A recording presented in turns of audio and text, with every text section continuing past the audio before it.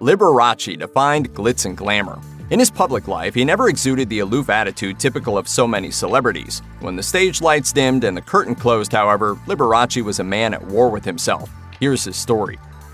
Born Ladzia Valentino Liberace on May 16, 1919 in West Allis, Wisconsin in suburban Milwaukee, Liberace, known as Walter to his family, was the third of 4 children. One of a pair of identical twins, Liberace's brother died at birth. The son of immigrant parents, Liberace was of Italian-Polish descent. His Italian father, Salvatore Liberace, came from a fishing village near Naples. A professional musician, Salvatore instilled the love of music in his son. Liberace's mother, Frances Zukowska Liberace, hailed from Poland and had been a concert pianist before marriage. Despite her musical background, Frances discouraged her children's pursuit of music lessons as an extravagance too expensive for the cash-strapped family. As documented in Darden Asbury Pyron's 2000 biography, Liberace All-American Boy, Liberace's parents fought constantly about their finances, but Frances's main complaint was over the expense of music. Pyron revealed in his book, Frances groused bitterly about spending money on luxurious music lessons. According to the author, Frances felt her children would be better served in life by learning a, quote, practical trade like the family's struggling grocery business. Nevertheless, the tyrannical Salvatore's single-minded insistence on his children becoming professional musicians won out. A fragile child, young Liberace was also plagued with bouts of pneumonia, and his mounting medical bills worsened the family's precarious financial situation. Despite his illnesses, Liberace's talents manifested early. At age 4, he was already pecking out popular tunes on the piano by ear. Liberace exhibited a talent for music early in life. His first musical idol was piano virtuoso Ignacy Paderewski. Poring over Paderewski's recordings, 8-year-old Liberace meticulously studied the musicians' interpretations of Bach, Beethoven, and Mozart until he could execute them flawlessly. As Liberace grew older, he discovered that his musical ability was a way to gain acceptance among his peers. As detailed in Liberace: The True Story by Bob Thomas, the once alienated Liberace was constantly invited to liven up birthday parties with the latest tunes. The prodigy was even allowed to leave grammar school early in the afternoon to play at high school dances.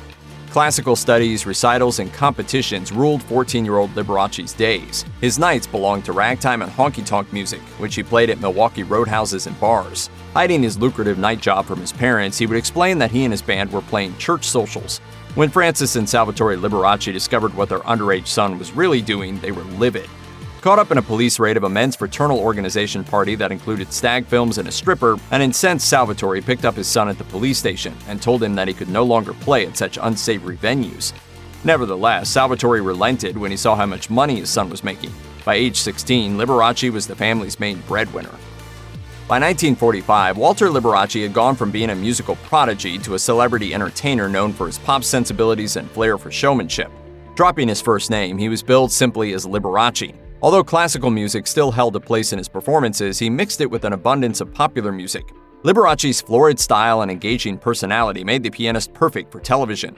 Starring in his own syndicated program called The Liberace Show, Liberace took to the airwaves in 1953. At the height of the show's popularity, it was more watched than I Love Lucy and generated 10,000 pieces of fan mail per week. Despite his popular acclaim, music critics savaged Liberace. Howard Taubman of the New York Times described Liberace as, quote, not much more than a parlor pianist. Although the poor reviews hurt him, Liberace made them part of his act. For instance, during the second night of a sold-out San Francisco performance, Liberace quipped to the audience, "Honestly, I felt so terrible when I read those reviews yesterday that I cried all the way to the bank." Perhaps the greatest tragedy of Liberace's life was his lifelong denial of his sexuality. We're living in such a permissive world that I don't think anybody really much cares whatever anybody does behind closed doors. As a gay man in the public eye in the mid-20th century, Liberace had little choice but to hide his private life or lose his career and fan base to the intolerance of the times. Liberace's conflicted feelings came with childhood. In an era when being gay was considered a mental illness, young Liberace obsessed over his sexuality to the point of fearing he was insane. Racked with guilt and terrified at the consequences of his family discovering his sexual orientation, a confused Liberace turned to his Catholic faith in hopes of quelling what he felt were unnatural urges. Briefly, the musician considered entering the priesthood. Politically and religiously conservative, Liberace publicly condemned the gay lifestyle throughout much of his career, while keeping his private life under a shield of secrecy. He vehemently and repeatedly denied being gay in the press and publicly dated women to add plausibility to his deception. And my favorite girl, the prettiest girl at the mall, my mom. Liberace was known for his elaborate stage costumes. Multiple wardrobe changes were a hallmark of his shows beginning early in his career. Ironically, Liberace's clothing nearly cost him his life on November 23, 1963. While preparing for a show at the Holiday House in Pittsburgh, the pianist noticed that some of his stage clothes had become soiled. With a blizzard brewing outside his hotel room, the performer fretted over his wardrobe. His costumer Bob Fisher was busy on an errand, and hotel staff wouldn't have the clothing cleaned by showtime. With the clock ticking, Liberace made a decision which he called idiotic in his autobiography. After purchasing a gallon of dry cleaning fluid, the star attempted to do the job himself in the unventilated confines of his hotel room. As detailed in Liberace, An American Boy, the entertainer, suddenly feeling ill, laid down for a nap. Soon, Liberace was awoken from his sleep by Fisher, who chided the performer for cleaning his costumes himself. Liberace wouldn't make it through his performance. Rushed to a nearby hospital, doctors diagnosed him with renal failure brought on by carbon tetrachloride poisoning. When his kidneys failed to resume normal function, Liberace was told to put his house in order. After the doctors had told me I was going to die, I had the last rites. Miraculously, Liberace recovered. His brush with death left him changed, however. Upon leaving the hospital, he embarked on a spending spree that would last his entire life. A changed man, Liberace showered his friends and family with money and expensive gifts. In the 1950s, Liberace was a hit in concert halls, nightclubs, and on television. However, there was still one medium the piano man longed to conquer: the movies. Liberace had appeared in a small role in 1950's South Sea Sinner, starring Shelley Winters, but by the middle of the decade, the musician yearned for a shot at movie stardom. Luckily, studio head Jack Warner caught Liberace's act in San Francisco and thought his charisma would translate well to the big screen. Although both his fans and management warned him against the move, Liberace made his film debut in 1955's Sincerely Yours. In the film, Liberace stars as a fearless pianist who loses his hearing just before he's scheduled to play his dream gig at Carnegie Hall. Upon its release, reviews for the movie were mixed. Critics praised Liberace's patented showmanship and sincerity, but noted that the entertainer was, quote, nobody's Barrymore. When the film flopped, Warner Brothers placed the blame squarely on Liberace. To ensure against another loss, the studio bought back Liberace's two-picture contract. In turn, Liberace would blame Sincerely Yours for a downturn in his popularity.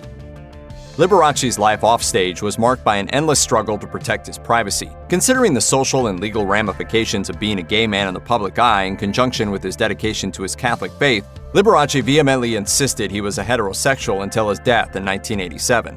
Desperate to keep his secret life hidden, Liberace repeatedly challenged press accusations questioning his sexuality in court. His first legal battle came in 1956 when the British tabloid The Daily Mirror characterized the entertainer as gay in its pages. Liberace fought back hard to deny the paper's accusation that he was homosexual, while soundly denouncing the gay lifestyle. The musician emerged victorious after a 3-week trial, collecting over $22,000 in damages.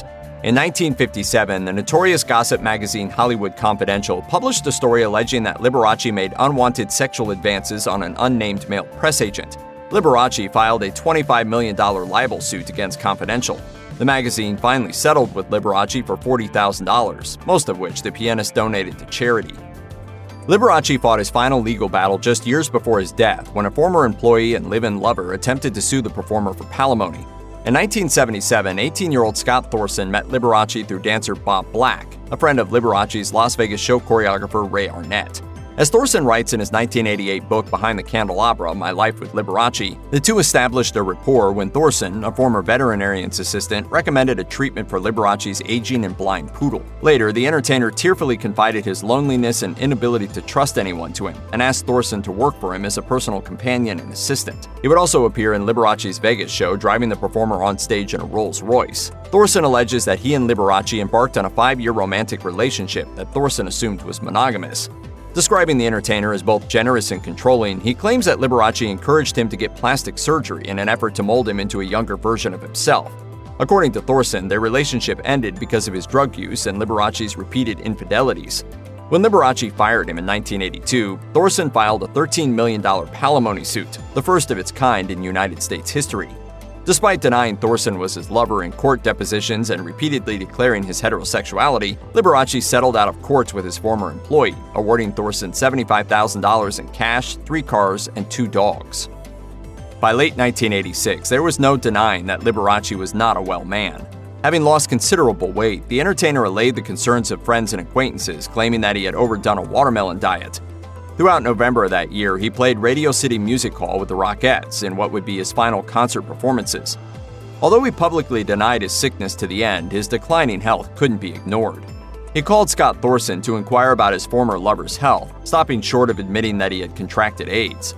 According to Liberace, All-American Boy, the entertainer discovered he was HIV positive in August of 1985. His condition worsened steadily over his remaining 2 years. On January 3, 1987, Liberace entered Eisenhower Medical Center suffering from pneumonia. Days later, he was discharged to his Palm Springs home. Liberace died on February 4, 1987, at the age of 67. Sadly, Liberace continued his lifelong denial of his sexuality to the end of his life. As detailed in Liberace All-American Boy, he considered his AIDS diagnosis a potentially devastating blow to his public image. When the Las Vegas Sun reported Liberace had AIDS, the entertainer's PR machine once again went into denial mode by threatening legal action. Bent on maintaining his wishes, Liberace's management had his death certificate falsified. On paper, cardiac arrest was the cause of death. The performer's body was rushed to Forest Lawn Cemetery. Nevertheless, the truth would come out when the LA County Coroner's Office seized the body to perform an autopsy based on suspicions that the performer had a contagious disease. The post-mortem analysis confirmed what the public had long intimated. Liberace had indeed died of AIDS. Ironically, Liberace's incessant denials created exactly the kind of spectacle from which he so fervently hoped to be spared in death.